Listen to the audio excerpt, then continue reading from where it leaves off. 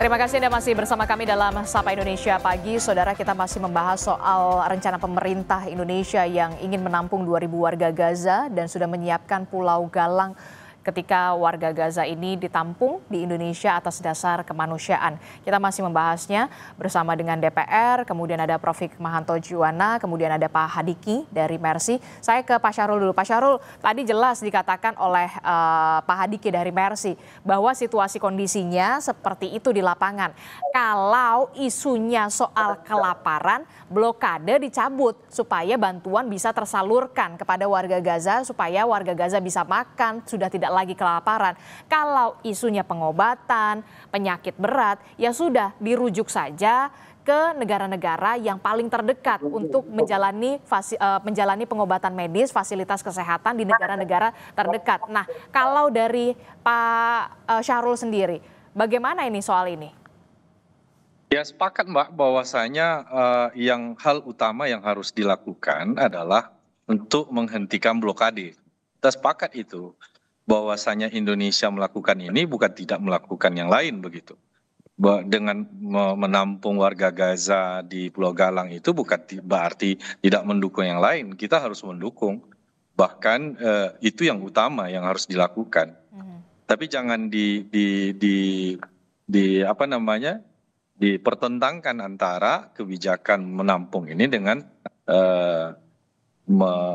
membuka blokade. Indonesia kita dukung pemerintah Indonesia untuk hal yang paling krusial yang harus dilakukan untuk menyelesaikan permasalahan di Gaza itu adalah memastikan pasokan makanan masuk ke Gaza begitu. Kalau Prof. bagaimana pandangan Anda soal ini? Ada setuju dengan apa yang dikatakan Pak Hadiki? Ini sekali lagi saya harus katakan ya, di awal pada waktu Presiden Trump akan menjadi presiden mengambil posisi, itu Steve Witkoff sudah mengatakan, utusan beliau di Timur Tengah ini mengatakan bahwa 2 juta orang akan dikeluarkan dari Gaza. Karena apa? Ini sesuai dengan keinginan dari Israel untuk memastikan bahwa Gaza itu tidak akan ada serangan lagi. Dan yang digunakan oleh Israel itu adalah peristiwa 7 Oktober 2023. Bahwa saya punya right to self defense. Tetapi kita tahu kan rakyat dunia mereka mengatakan bahwa yang dilakukan oleh Israel ini adalah genosida, ini merupakan ethnic cleansing. Bahkan kita Indonesia sendiri sudah melakukan itu, ya. Bahkan resmi kemarin Bapak Menlu segala sudah menyampaikan seperti itu bahwa ini ethnic cleansing. Satu. Yang kedua, 60.000 orang ditembak mati dan itu mengundang kritikan.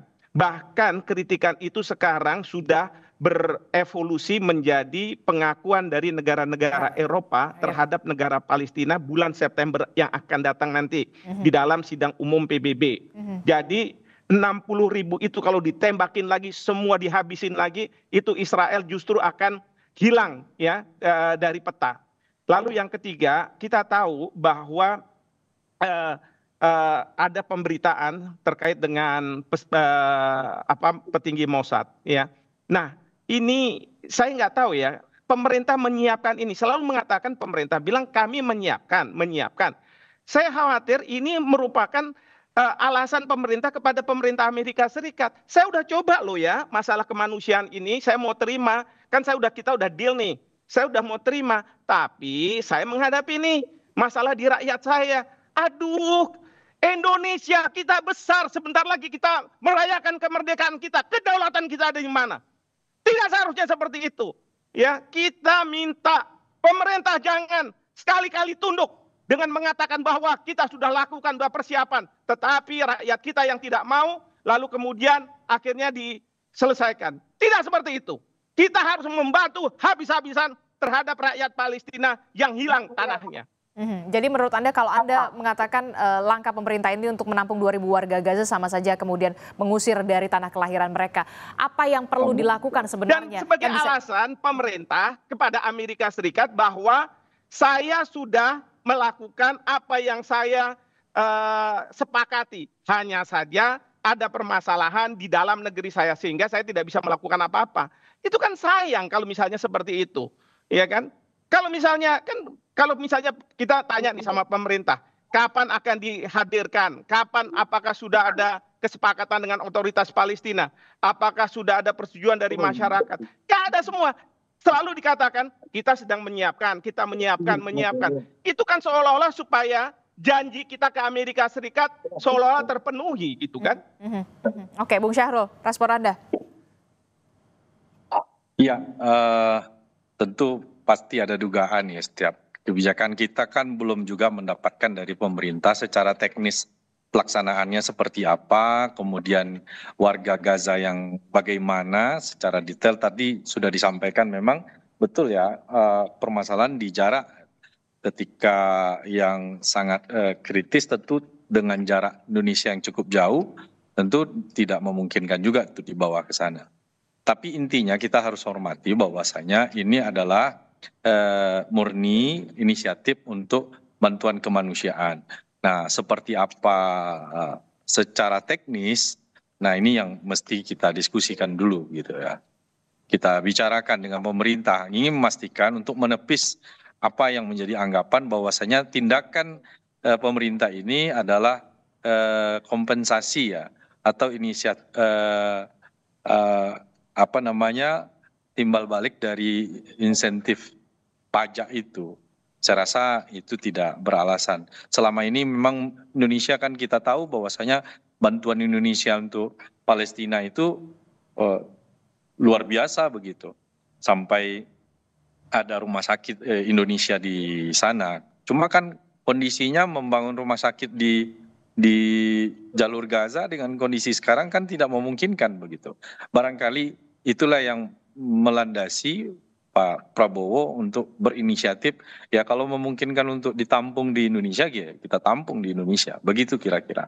Oke. Sampai sekarang kan kita belum melihat, ya jangan terlalu jauh kita berprasangka.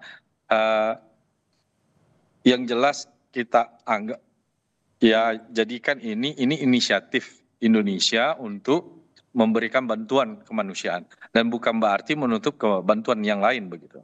Tapi sepakat tadi yang disampaikan oleh saudara kita dari Mercy bahwasanya hal utama yang harus dilakukan oleh seluruh negara, Indonesia menjadi pelopornya, adalah untuk mencabut blokade. Karena kalau tidak dicabut blokade ini sama saja. Oke, bagaimana Prof. Hikmahanto merespon? Jangan terlalu jauh untuk berprasangka. Ya gini ya, kalau misalnya kita mau dari sisi kemanusiaan, ya cobalah kita contoh negara-negara lain. Kan mereka mengirimkan bantuan kemanusiaan itu melalui pesawat udara mereka jatuhkan ke rakyat Palestina di Gaza. Kenapa kita nggak begitu? Kedua, kenapa kita tidak bisa misalnya memperbesar rumah-rumah sakit buat oleh tentara kita yang dikirim oleh Bapak Presiden pada waktu beliau menjadi Menhan. Besarkan itu, lalu kemudian fasilitas-fasilitas yang lain. Kenapa harus bawa ke Indonesia yang berjam-jam untuk sampai, lalu kemudian bagaimana dari Gaza ke bandar udara terdekat, ya pasti ada di Mesir atau mungkin di Yordania. Itu kan butuh waktu, butuh biaya dan lain sebagainya. Apa nggak ada cara lain gitu, seperti membiarkan rakyat Palestina ada di Palestina, tetapi kita menyelesaikan masalah kemanusiaannya.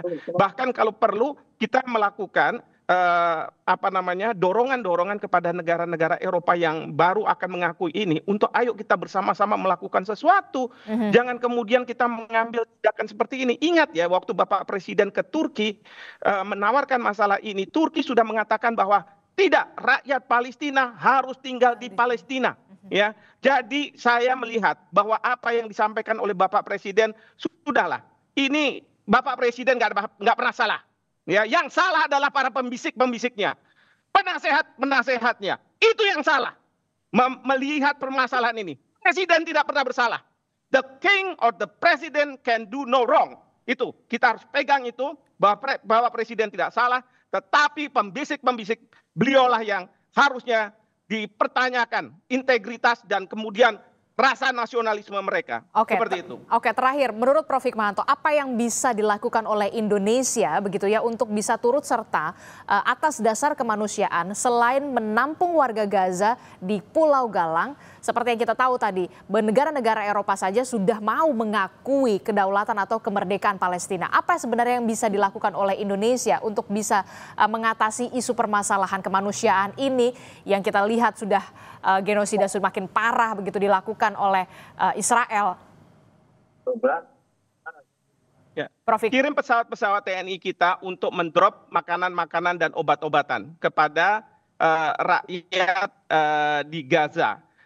Lalu koordinasi dengan Mercy kira-kira di mana posisinya untuk supaya bisa di drop. Karena saya lihat negara-negara Barat juga melakukan itu dan Israel tidak melakukan penyerangan apapun terhadap mereka. Memang kalau lewat darat dari Israel itu mereka hanya satu organisasi yang di-approve oleh Israel untuk bisa menyalurkan makanan dan lain sebagainya. PBB pun tidak boleh, UNRWA tidak boleh masuk ke sana karena dianggap bahwa ini akan terafiliasi dengan Hamas. Jadi itu yang pertama kita lakukan. Yang kedua, buat rumah sakit, gelar rumah sakit sementara yang sudah ada itu lebih besar lagi, kirim pasukan TNI kita kesehatan untuk ikut membantu Mas Hadiki menyelesaikan mereka yang terluka. Saya yakin pasti Israel akan marah seperti ini karena apa? Kalau mereka sudah sembuh, mereka akan bisa langsung lagi masuk ke Gaza dan ikut lagi berperang untuk mempertahankan tanahnya. Tetapi nggak apa-apa, ya kalau ini yang kita anggap bahwa ini adalah bantuan bagi rakyat Palestina agar mereka satu tetap ada di Palestina, kedua kalau mereka terluka maka mereka akan diobati dan kemudian mereka bisa masuk gelanggang lagi, dan yang ketiga adalah beri makanan kepada rakyatnya melalui drop-drop makanan-makanan dari udara, seperti itu. Oke, terakhir saya ke Pak Hadiki. Pak Hadiki, atas dasar kemanusiaan, lagi-lagi saya mengatakan atas dasar kemanusiaan bukan soal agama. Apa yang bisa dilakukan oleh Indonesia sebagai bentuk dukungan, Pak Hadiki, kepada warga Palestina di Gaza? Ya, baik, terima kasih. Jadi aspek teknikal tadi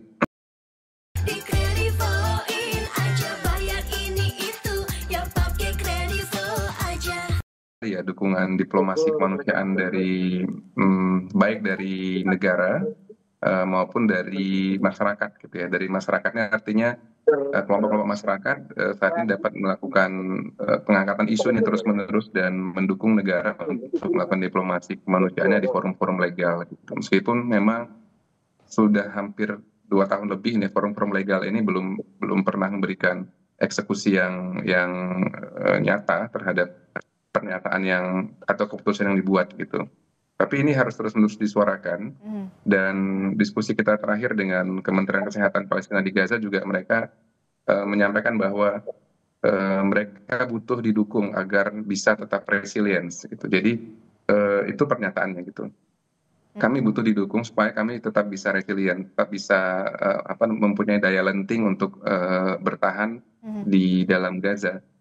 Nah itu yang harus kita garis bawahi dengan segala aspek yang mungkin bisa dibantu, utamanya adalah dari diplomasi kemanusiaan yang memang difokuskan oleh Indonesia saat ini, mudah-mudahan. Insya Allah, mudah-mudahan. Saya terakhir ke Pak Syahrul. Pak Syahrul, apa yang bisa didorong oleh Komisi 1 DPR RI? Anda perpanjangan tangan juga dari warga, begitu ya. Apa yang bisa didorong oleh DPR kepada pemerintah pusat atas dasar kemanusiaan sebagai bentuk dukungan kepada Palestina? Terakhir. Iya, kita tahu bahwasanya sekarang ini negara-negara, bahkan negara Eropa yang selama ini mendukung Israel sudah berbalik untuk mendukung Palestina, kemerdekaan Palestina, diantaranya Inggris, Prancis, ya, dan beberapa negara lainnya. Dan Indonesia sudah lama dan akan terus bisa memainkan perannya untuk kemerdekaan rakyat Palestina ini. Apa yang tadi menjadi inisiatif itu hanya bahagian kecil dari bantuan bentuk kepedulian Indonesia terhadap rakyat Palestina. Dan secara politis kita tahu bahwasanya di bawah kepemimpinan Pak Prabowo ini lebih maju ya dalam diplomasi untuk membantu rakyat Palestina. Mudah-mudahan ini bisa terwujud bersama-sama tentunya, karena memang tidak cukup Indonesia, perlu ada dukungan dari negara-negara lain, dan kita lihat ada kemajuan di negara-negara Eropa, ya tinggal Amerika sendiri ya, tinggal Amerika yang bersikukuh untuk mendukung Israel. Mudah-mudahan warga dunia, pemerintah, negara-negara di dunia ini di sidang umum PBB nanti betul-betul memberikan dukungan terhadap kemerdekaan Palestina dan menolak vetonya Amerika. Nah ini seperti apa bentuknya, sehingga ini semua bisa selesai. Selama ini sebetulnya tidak tereksekusinya apa yang menjadi keputusan-keputusan sidang di PBB, organisasi internasional, itu tidak lain karena adalah veto Amerika. Oke, hentikan serangan segera kepada warga Palestina di Gaza dan juga cabut blokade supaya kemudian warga Palestina di Gaza tidak lagi kelaparan. Terima kasih anggota Komisi 1 DPR dari fraksi PKS, Bung Syahrul Aidi Ma'azat, kemudian juga ada Profesor Hikmahanto Juwana yang merupakan Guru Besar Hukum Internasional Universitas Indonesia, kemudian juga ada Ketua Presidium Mercy, sudah ada Bung Hadiki Habib sudah bergabung bersama kami. Terima kasih Bapak-Bapak, sehat selalu. Wassalamualaikum warahmatullahi wabarakatuh. Selamat pagi. Terima kasih.